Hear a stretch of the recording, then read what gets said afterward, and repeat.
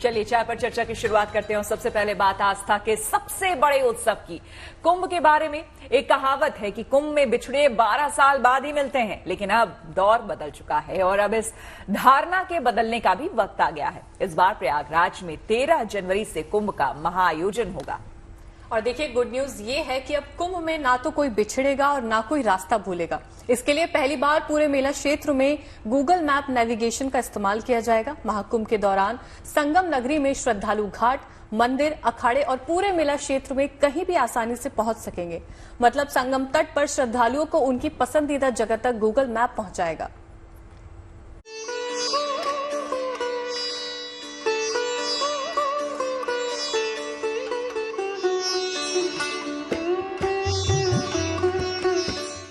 महाकुंभ यूं तो भक्ति आस्था में खो जाने का पर्व है, लेकिन धरती पर स्वर्ग की अनुभूति कराता ये महाआयोजन भक्तों का इतना विशाल जनसमुद्र अपनी ओर खींचता है कि कई बार लोग इस मेले में खो भी जाते हैं। लेकिन गुड न्यूज ये है कि इस बार प्रयागराज महाकुंभ के दौरान बिछड़ों को मिलाने की, रास्ता बताने की जिम्मेदारी गूगल मैप ने उठा ली है। यानी इस महाकुंभ तकनीक, भक्ति और आस्था का रास्ता सुगम और सरल बनाएगी। महाकुंभ 2025 की तैयारियां अंतिम चरण में हैं। इसी के साथ 13 जनवरी से शुरू हो रहे महाकुंभ मेले की तस्वीर अब साफ होने लगी है। इस महाआयोजन को भव्य और सफल बनाने के लिए शासन और प्रशासन की ओर से तमाम इंतजाम किए जा रहे हैं। खास बात यह है कि इस बार महाकुंभ मेले में गूगल 24 घंटे आपकी मदद करेगा। ऐसा पहली बार होगा कि मेले के हर मुख्य मार्ग, शिविर और घाटों की गूगल मैपिंग होगी। इसके सहारे श्रद्धालु आसानी से अपने कैंप या मनचाही जगह पर पहुंच सकते हैं। पहली बार अपनी पॉलिसी में बदलाव करते हुए गूगल ने नेविगेशन के लिए किसी अस्थायी शहर यानी महाकुंभ मेला क्षेत्र को इंटीग्रेट करने का फैसला किया है। गूगल और महाकुंभ मेला प्राधिकरण के बीच इसे लेकर करार हो चुका है। इसके तहत गूगल महाकुंभ के लिए स्पेशल नेविगेशन तैयार करेगा। इसकी मदद से श्रद्धालु मेले के सभी स्थलों, अखाड़ों, यहाँ तक कि साधु संतों की लोकेशन को भी ट्रैक कर सकेंगे। इस स्पेशल नेविगेशन सर्विस के नवंबर के आखिर में या दिसंबर की शुरुआत में प्रारंभ होने की संभावना है। इसके अलावा महाकुंभ में सनातन की अलख जगाने के लिए अखाड़ों की नगर प्रवेश यात्रा का सिलसिला भी शुरू हो गया है और बड़ी संख्या में ढोल नगाड़ों के साथ जूना अखाड़े के साधु संत संगम नगरी पहुँचे हैं। 2025 कुंभ मेला के लिए ये नगर प्रवेश, नगर यात्रा आरंभ की गई है। महाकुंभ की भव्यता का अंदाजा मेला क्षेत्र के विस्तार से ही लगाया जा सकता है। इस बार महाकुंभ मेले का फैलाव 4000 हेक्टेयर में हो रहा है, जिसे 25 प्रशासनिक सेक्टरों में बांटा जाएगा, जिससे श्रद्धालु बिना किसी असुविधा के संगम में डुबकी लगा सकें। मेला क्षेत्र में निगरानी के लिए करीब 2300 सीसीटीवी कैमरे लगाए जा रहे हैं। साथ ही वाहनों के लिए 99 अस्थायी पार्किंग स्थल भी तैयार किए जा रहे हैं। पीडब्ल्यूडी यानी लोक निर्माण विभाग की ओर से गंगा नदी पर 30 प्लांटून पुल का भी निर्माण किया जा रहा है। इसके अलावा महाकुंभ में आने वाले विशेष मेहमानों और श्रद्धालुओं के लिए कई निजी कंपनियां टेंट सिटी का निर्माण करा रही हैं। जाहिर है 12 साल बाद संगम नगरी में एक बार फिर से आस्था का महाकुंभ लगने जा रहा है। ऐसे में इस मेले को भव्य और दिव्य बनाने के लिए अभी से तैयारियां शुरू हो गई हैं। शिल्पी सेन के साथ bureau report, good news today. और चलिए अब बात आस्था के महापर्व छठ की। उत्तर प्रदेश, बिहार, दिल्ली से लेकर झारखंड तक घाटों पर इस महापर्व की रौनक नजर आ रही है। आज से नहाए खाए के साथ आस्था के महापर्व छठ की शुरुआत हो गई है। 4 दिनों तक चलने वाले इस महाउत्सव के अलग अलग रंग नजर आ रहे हैं। बुधवार को छठ पूजा का दूसरा दिन है और इस दिन को खरना कहा जाता है और व्रती महिलाओं का 36 घंटे का निर्जला उपवास शुरू हो जाता है। मान्यता है कि छठ पूजा के व्रतियों को संतान की सुख समृद्धि का लाभ मिलता है।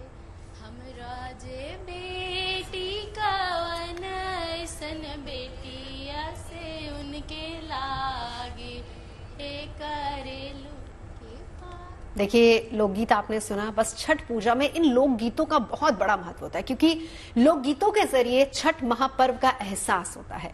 पर्व की मिठास, उसकी अहमियत और भी ज्यादा बढ़ जाती है। तो छठ के सुरीले लोकगीत संगीत आस्था के महापर्व में 4 चांद लगा देते हैं। तो चलिए आपको सुनाते हैं आस्था, विश्वास और श्रद्धा से ओतप्रोत छठी मैया के गीत, जो घाटों पे आज गूंज रहे हैं और आस्था के महापर्व की रौनक बढ़ा रहे हैं। कांच ही बस के बहंगिया लचकत जाए, बहंगी लचकत जाए। कांच ही बस के बहंगिया, बहंगी लचकत जाए, बहंगी लचकत जाए। होई ना बलम जी कहरिया, होई ना बलम जी कहरिया। बहंगी घाटे पहुँचाए, बहंगी घाटे पहुँचाए। कांच ही बस के बहंगिया, बहंगी लचकत जाए, बहंगी लचकत जाए। हुई ना बलम जी कहरिया, बहंगी घाटे पहुँचाए, बहंगी घाटे पहुँचाए।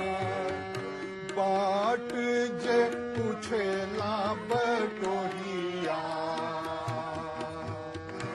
केलवा के पात पर उगेलन सूरज, मन झाके झूके। केलवा के पात पर उगेलन सूरज, मन झाके झूके। करेलो छठ बरतिया से झाके झूके, करेलो छठ बरतिया से झाके झूके। हमको से पूछी बरतिया के बरतिया से केकरा लागे। हमको से पूछी बरतिया के बरतिया से केकरा लागे। करेलू छठ बरतिया से केकरा लागे, करेलू छठ बरतिया से केकरा लागे। हमको से बेटवा कबना ऐसन बेटवा से उनके लागे। हमको से बेटवा कबना ऐसन बेटवा से उनके लागे। करेलू छठ बरतिया से उनके लागे, करेलू छठ बरतिया से उनके लागे। अमृतिया के पात पर उगेलन सूरज, मन झाके झूके। करेलू छठ बरतिया से केकरा लागे। नरियर जे फरला गौद से, नरियर जे फरेला गौद से। ओह पर सुगा में डराए, ओह पर सुगा में डराए। सुगवा के मरबो धनुष से, सुगा गिरे मुरझाए, सुगा गिरे मुरझाए। सुगनी तरोवेले वियोग से, आदित हो ना सहाय, आदित हो ना सहाय। पूजे गिरवाजे फरेला घउद से, पूजे गिरवाजे फरेला घउद से। ओह पर सुगा में डराए, ओह पर सुगा में डराए। देखिए, जो अभी अभी सुना गीतिका, आपने भी सुना, तो देखिए पहाड़ों में जब वहां शादियां होती है या वहां कुछ इस तरह के उत्सव होते हैं, तो लोकगीत जो है वहां भी मायने रखते होंगे, गीत गाए जाते हैं। हाँ, लेकिन छठ के जो गीत होते हैं ना, वो कुछ अलग ही होते हैं और मुझे बहुत पसंद है। बिल्कुल। और आपके यहाँ तो छठ मनाई भी जाती है, तो थोड़ा बताइए इसके बारे में। जो बिहार झारखंड में सबसे ज्यादा वहां पर छठ मनाया जाता है, और अभी जो आप सुन रहे थे वो भी लोकगीत है। हमने बचपन से सुना है और अभी भी गांव, हमारे पूरे गांव घर में यही लोकगीत सुनाई देते हैं। इसलिए खास करके विशेष करके गुड न्यूज टुडे ने आपके लिए भी ये इंतजाम किया था कि आप भी ये गीत पूरे जब तक छठ का त्योहार 4 दिनों का ये महापर्व होगा तब तक आप लोग सुनते रहेंगे। आप लोग ये बताइए कि आप लोग छठ कभी भी ये छठ का मौका आया है, कभी ऐसा हुआ है कि आपके घर के बगल में कोई मना रहा है या फिर आपको देखने का मौका मिला हो पूजा, ये छठ की पूजा? मैंने कभी नहीं देखा, मैंने सिर्फ टीवी पर ही देखा है कि कैसे मनाते, लेकिन मैंने सुना बहुत टफ होता है। हाँ, ये वाला तो व्रत होता है। तो बहुत सारे इनविटेशन आज भी हैं, लेकिन क्योंकि मुझे रिचुअल्स नहीं पता तो मैं जाने से पहले फोन कर लेती हूँ कि आपकी पवित्रता भंग नहीं हो, खराब नहीं, इसलिए मुझे बता दो मुझे क्या करना है जाके वहाँ पे, मैं उस हिसाब से आ जाऊंगी। और श्वेता, इस पर्व की सबसे अच्छी बात पता है मुझे क्या लगती है? जी। ठेकुआ। क्या बात है, उसका सबको इंतजार रहता है, चाय पे सबको चर्चा इंतजार। में ठेकुआ आना चाहिए एक दिन। नहीं, लेकिन छठ के साथ नहीं जोड़ सकते इसको, क्योंकि छठ का नाम लेते ही हो जाता है वो पवित्रता वाली जो बात आपने कही। ठेकुआ देखिए घर के लोगों को भी तब तक नहीं मिलता है जब तक तीसरे दिन, यानी कि देखिए 4 दिनों का महापर्व हमने आपको बताया। आज नहाए खाए है, कल खरना होगा, उसके बाद शाम का अर्घ और फिर सुबह का अर्घ। सोचिए गीतिका, जब हो जाता है तब तक बच्चों को इंतजार करना पड़ता है, घर में ठेकुआ भरा हुआ है, आपको हाथ नहीं लगाना है, आप हाथ नहीं लगा सकते हैं। तो पूजा जब हो जाएगी, सुबह का अर्घ हो जाएगा, उसके बाद लोगों को प्रसाद के रूप में दिया छठ के बारे में सिर्फ ये पता है कि छठ का उपवास करने इसलिए आप करते हैं ताकि आपके संतान को उसका फायदा मिले। साथ ही अगर किसी का सूर्य कमजोर है कुंडली में तो उसको भी सुदृढ़ करने के लिए छठ का व्रत रखा बिल्कुल, जाता है। ये एक पॉइंट आपने बहुत अच्छी बताई, लेकिन मैं आपको बता दूं कि छठ का जो ये पर्व किया जाता है, छठी मैया कहते हैं कि ये जो एक तो ये मैं बता दूं, बहुत लोगों को ये शायद पता नहीं कि बिहार में उनको लगता है हर कोई छठ करता है, तो हर घर में छठ नहीं होता है। उसमें ये होता है कि जिस किसी ने भी कोई मन्नत या कामना की होती है वो छठ करते हैं परिवार की सुख शांति के लिए, और वो कोई भी मन्नत हो सकती है। कुछ ऐसा भी होता है कि घर का कोई बुजुर्ग महिला है जो सबसे सीनियर है, वही ये ऐसी कोई परंपरा नहीं है। जो बहुएं नहीं आती हैं वो छठ करती हैं, कोई भी। तो चलिए आपको बता दें, देखिए बिहार से लेकर दिल्ली तक आस्था और उत्सव की बहार है।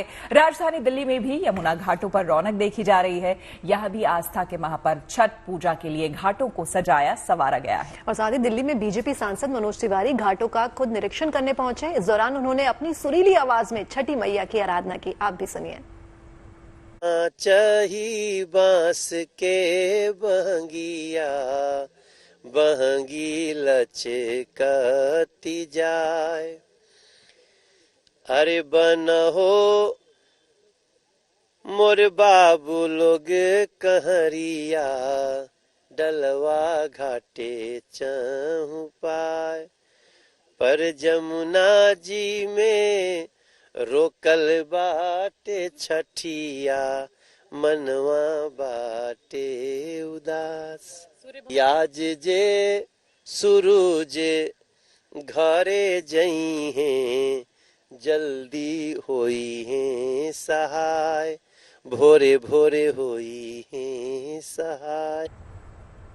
तो देखिए, श्रद्धालुओं को लोक आस्था के महापर्व छठ का पूरे साल इंतजार रहता है और इस दिन व्रती महिलाएं पवित्र नदी में स्नान करने के बाद छठ पूजा की शुरुआत करती हैं। और देखिए, इसके बाद मिट्टी के चूल्हे पर अरवा चावल, कद्दू की सब्जी और चने की दाल को प्रसाद के तौर पर बनाया जाता है। इस दौरान साफ सफाई का भी विशेष ध्यान रखा जाता है। कुछ व्रती महिलाओं से दिल्ली में बात की हमारी संवाददाता मनीषा लड्डा ने। आस्था के महापर्व छठ की आज शुरुआत हो चुकी है। नहाए खाए के साथ जो ये पर्व वो शुरू हुआ है। सुबह सुबह ही घर की सारी महिलाओं ने स्नान करके एकदम तैयार नजर आ रही है। आप देख सकते हैं किस तरीके से माथे पे सिंदूर लगा के साड़ियां पहनकर महिलाएं इस वक्त सामान लेके, ये सारा का सारा जो देख रहे हैं आप, ये पूजा का सामग्री का सामान है जो अब जब अर्घ देते हैं तो तभी ये सब सामान जो है इस्तेमाल किया जाता है। लेकिन क्या रहती है दिनचर्या 4 दिनों की, वही हम सब जानेंगे इन्हीं महिलाओं के साथ। सबसे पहले आप सभी को छठी मैया की और छठ पर्व की ढेर सारी शुभकामनाएं। आपको भी कितनी खुशी, कितनी रौनक नजर आ रही है, बताओ। बहुत अच्छे। हाँ, बहुत अच्छे। सालों से हम इंतजार करते हैं छठ व्रत का, छठ पूजा का हम इंतजार करते हैं। बच्चे भी बड़े ही उत्साहित होते हैं और उन लोगों को दिवाली से ज्यादा छठ का ही रहता है सभी बच्चों को। आज से जो है पर्व की शुरुआत हो गई है, लेकिन नहाए खाए के बाद क्या रस्में होती है, किस तरीके से आज की दिनचर्या पूरी रहने वाली? आज की अगर मैं बात करूँ, आज की अगर आप बात करें तो सिंपली ये है कि आज से हमारे घर में सारे रिश्तेदार आने शुरू हो जाते हैं। अगर आप एक शादी का फंक्शन देखोगे तो छठ पूजा को हम रिलेट करते हैं एक शादी से, कि सारे रिश्तेदार इकट्ठा होते हैं चाहे वो कहीं पे भी रहे। फिर हमारी शुरुआत होती है, हम बिल्कुल शुद्ध होके सुबह मतलब 4-5 बजे से सारे लोग उठ जाते हैं और फिर लग जाते हैं प्रसाद की तैयारी करने में। बनते आपके यहाँ पे सारे तरवा हो गया, फिर चावल, सब्जी, तमाम मेरे सामने चीजें नजर आ रही है। आप बताइए कि क्या क्या चीजें जो है, क्योंकि ये है अर्घ वाले दिन के लिए 7 तारीख की तैयारी है, जब ढलते सूर्य को अर्घ दिया जाएगा तब की तैयारी नहीं है, ये तभी की तो है। तभी की तैयारी है वो, मतलब वो। लेकिन ये क्या क्या चीजें जो है, क्या क्या चीजों का जो है वो इस्तेमाल किया जाता है, आप बताइए। अब इसमें वो ठकुआ बनेगा, उसमें फल फूल, सेव, फल, केला, नारियल, कसार, सारा इसमें रखेगा, तब इसको ले जाएंगे। अच्छा, सही से बताना, मजा आता है ना जब सारी महिलाएं बैठ जाती है? वैसे ही मजा आता है कि जब बातचीत कर रहे होते हैं सबके सब? इसमें कसार बनता है, खाजा बनता है, मिठाई होते हैं, बहुत सारे सामान होते हैं, फल होते हैं, केला, धूप, अगरबत्ती, हर चीज होते हैं। मैंने एक चीज नोटिस करी है कि जब भी छठ होती है ना, तो हर कोई अपनी अपनी रसोई में नहीं, सब मिलकर एक साथ बना रहे होते, एक साथ ही जब बनता है ना तो सारे बैठ के इकट्ठा बनाते हैं प्रसाद, और बिल्कुल सफाई, क्योंकि ना सफाई से होता है तो एक ही जगह पूरा साफ करके सभी औरतें अपना बनाती है, प्रसाद बनता है। तो एकता का प्रतीक है, तभी एक साथ जुट के सारी महिलाएं बनाती है। आप बताइए, ये जो सिंदूर आपने लगाया केसरी रंग का, यही जो है नजर आने वाला है 7 तारीख को हर एक महिला के माथे पे पूरे हाथ, और आपने वो पहली थोड़ी झलक दे दी। पूरी नीचे से ऊपर ले भरा जाता है, लंबी उम्र पति के मांगा जाता है, बाल बच्चा के सुख हित कर मांगा जाता है। 2 दिन का तो हो गया नहाए खाए और खड़ना, उसके बाद क्योंकि सूर्य जो ढलता सूरज होता है उसको अर्घ देने से शुरुआत होती है। फिर वही ठकुआ वगैरह हम सजाते हैं, उस पे दीप सजाते हैं, और इसके बाद फिर पूरा क्या अगरबत्ती वगैरह लगा के उसको सजा के, और फिर उसको क्या कहते हैं, हम पूरा व्रत रखते हैं, निर्जला रखते हैं बिल्कुल ही, और शाम को फिर जब सूर्य अस्त होने लगता है तब हम ये उठाते हैं। 2 दिन बाद इस पर्व की जो है हर घर में अलग ही एक रौनक नजर आने वाली, चूंकि आस्था का महापर्व है, सबसे बड़ा पर्व है, पूर्वांचलों में सबसे ज्यादा बनाया जाता है, लेकिन दिल्ली में भी काफी मात्रा में, काफी ज्यादा संख्या में लोगों की भीड़ जो है इस पर्व को मनाती है। कैमरा पर्सन जगन्नाथ के साथ मनीषा लड्डा, दिल्ली। तो बिहार में छठ पूजा के अलग ही रंग, अलग ही रौनक देखने को मिल रही है, क्योंकि आस्था का ये महापर्व बिहार, झारखंड और पूर्वी उत्तर प्रदेश से ही जुड़ा हुआ है। इसीलिए इन इलाकों में छठ पूजा को लेकर कुछ खास ही आस्था और श्रद्धा देखने को मिल रही है। तो पटना में गंगा घाट पर अभी से उत्सव शुरू हो गया है। यहाँ गंगा स्नान के बाद विधि विधान के साथ व्रती महिलाओं ने लोक आस्था के महापर्व की शुरुआत की है। देखिए पटना से हमारे संवाददाता शशि भूषण की एक खास रिपोर्ट। लोक आस्था के महापर्व छठ की शुरुआत हो चुकी है, और पहला अनुष्ठान जो है वो गंगा घाट से शुरू होता है, क्योंकि छठी मैया की आराधना के लिए यहीं से सबसे पहले व्रती स्नान करती हैं, और जो व्रती है यहाँ से निकल करके अब अपने घरों को जब लौटेंगी तो वहाँ पर कद्दू भात का जो पहला प्रसाद होता है वो ग्रहण किया जाता है। और छठ के बारे में सबसे जो खास बात है वो ये कि जो भी प्रसाद बनता है वो गंगा जल से ही बनता है, इसीलिए लोग गंगा जल घाटों से लेकर के अपने घरों को जाते हैं। और हर तरफ पटना के घाट पर इस वक्त इसी तरह की आपको तस्वीर दिखेगी, जहां व्रती पहला संकल्प ले रहे हैं छठी मैया की महाअनुष्ठान आराधना का, और उसके साथ साथ आदित्य बाबा, जिन्हें भगवान भास्कर, भगवान सूर्य कहा जाता है, उनकी भी आराधना साथ में होती है। अपने सहयोगी नदीम से कहेंगे एक बार दूसरी तरफ दिखाएं। हमारे साथ यहाँ कुछ व्रती हैं, उनसे बातचीत करते हैं, उनसे जानने की कोशिश करते हैं कि दरअसल अब जबकि नहाए के साथ शुरुआत हुई है, इसके बाद आगे की क्या प्रक्रिया होती है पूजा विधि विधान में। अब यहाँ आप लोगों ने पहली पूजा कर ली है, अब आगे क्या होगा? आगे घर जाकर भास्कर भगवान के लिए आज के दिन पहला आज ही से स्टार्ट हो रहा है नहा खा से, और घर जाएंगे हम लोग, पूजा करेंगे। घर में पूजा करने के बाद कद्दू भात का, कद्दू का सब्जी, चावल, दाल में भी चना का दाल बनता है, और ये मतलब पूरी सात्विकता के साथ गंगा जल से ही आज का प्रसाद। जी, आज का प्रसाद गंगा जल से ही, गंगा जी के पास हम लोग आते हैं शुद्धता के लिए, और आज के दिन हम लोग नहाकर जाकर गंगा जल से ही सारे सामान जो भी प्रसाद बनेगा गंगा जल से बनेगा। देखिए ये व्रती हैं, और सबसे कठिन पर्व भी कहा जाता है इसको, क्योंकि 3 दिनों तक निर्जला जो व्रत है उसका पालन व्रतियों को करना होता है और परिवार के सभी उम्र वर्ग के लोग इसमें शामिल होते हैं। युवा भी हैं, थोड़े बच्चे भी हैं और ये गंगा जल लेकर के जा रहे हैं। कितना उत्साह रहता है जब आप लोग मतलब छठ को लेकर के घर में हो तैयारी, तो कैसा लगता है? सर काफी उत्साह रहता है। हम लोग दिल्ली बैंगलोर से इसी पर्व के लिए आते हैं। आप जानते ही हैं फ्लाइट टिकट्स काफी महंगी रहती है, बट सिर्फ छठ के लिए ही हम लोग आते हैं इस फेस्टिवल को फैमिली के साथ सेलिब्रेट करने के लिए। परिवार में कितने लोग हैं जो छठ में आ गए हैं इस बार? इस बार 5 लोग हैं जो आ रखे हैं। बाहर से आ रहे हैं? हाँ, बाहर से, भैया, दीदी, जीजा जी, सब कोई। तो ये देखिए, लगातार हम आपको घाट की तस्वीरें दिखा रहे हैं और यही वजह है कि छठी मैया जो है वो कल्याण करती हैं और लोग संकल्प लेते हैं कि महाअनुष्ठान उनके लिए, समाज के लिए, सभी के लिए सुख समृद्धि लाए। सहयोगी कैमरा पर्सन नदीम आलम के साथ Shashi Bhushan, good news today, Patna.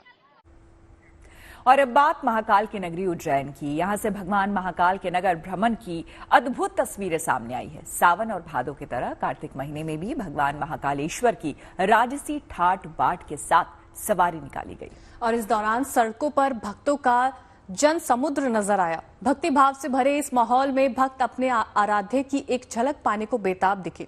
देखिए उज्जैन में भक्त और भगवान का ये मिलन।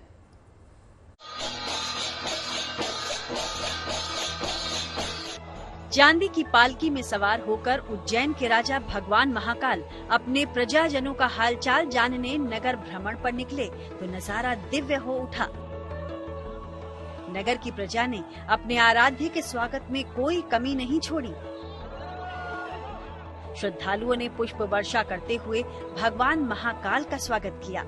बाबा की एक झलक पाने के लिए भक्तों का हुजूम उमड़ पड़ा।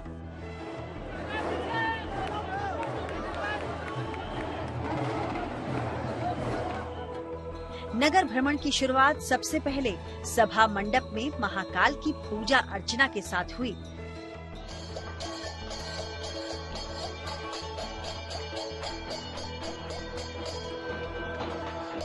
इसके बाद भगवान राजसी वैभव के साथ नगर भ्रमण के लिए पालकी में सवार होकर मंदिर से बाहर निकले।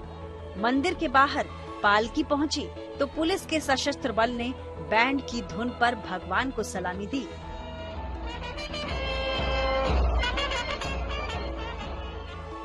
महाकाल की सवारी में श्रद्धालुओं के अलावा पुलिस बैंड, घुड़सवार दल, सशस्त्र पुलिस बल के जवान भी शामिल हुए।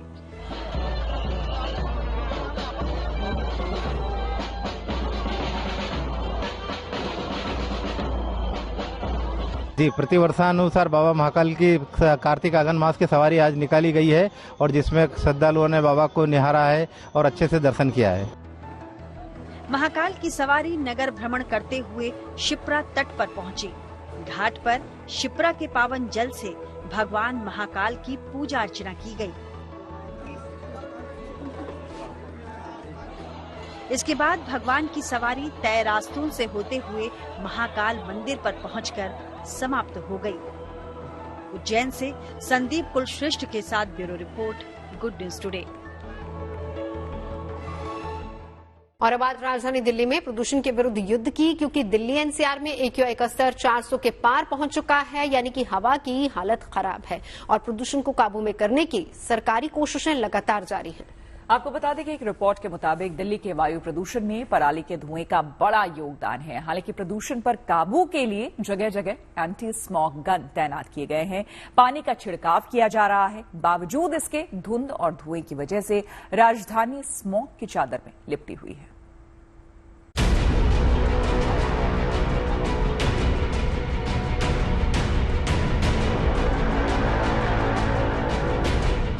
बढ़ते प्रदूषण के बीच दिल्ली साफ हवा का हक मांग रही है। फिलहाल हालात मुश्किल हैं, लेकिन दौड़ती भागती दिल्ली अपनी रफ्तार से आगे बढ़ रही है और सावधानी से धूल, धुएं और धुंध का सामना कर रही है। स्मॉग की वजह से अभी मैं देख रहा हूँ कि हर जगह सुबह सुबह we can not see the sunrise because of the smog. So it's a huge problem and we need to address it. Pollution से तब परेशानी हो रहा है आदमी को, क्या है वही बीमारी का ये है, सांस लेने में दिक्कत हो रहा है। आज राजधानी के दिन की शुरुआत स्मॉग की चादर के साथ होती है। हवा की गुणवत्ता लगातार गिर रही है, साथ ही प्रदूषण के खिलाफ दिल्ली की जंग भी तेज होती जा रही है।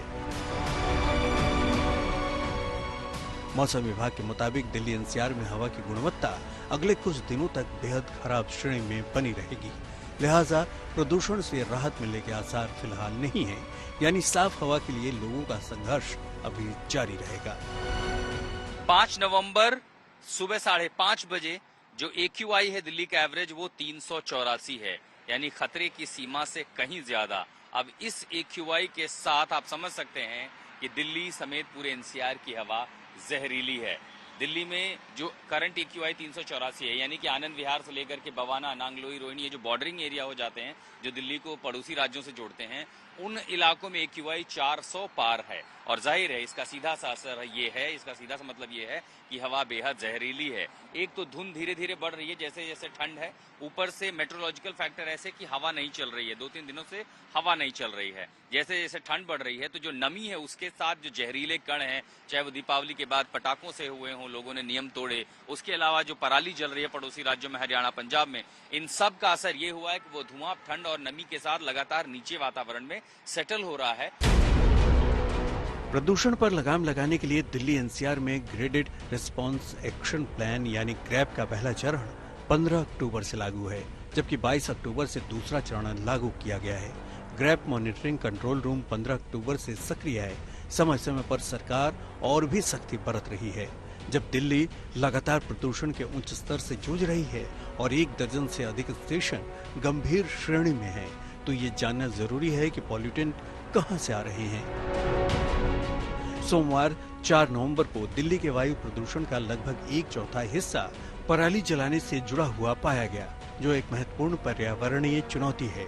हर साल की तरह Indian institute of tropical metrology Pune के आंकड़ों के अनुसार 4 अक्टूबर को दिल्ली के प्रदूषण के स्तर में पराली जलाने का वास्तविक योगदान 23.4% था, जबकि शनिवार को दिल्ली के प्रदूषण में पराली जलाने का योगदान लगभग 15% और रविवार को 20% था।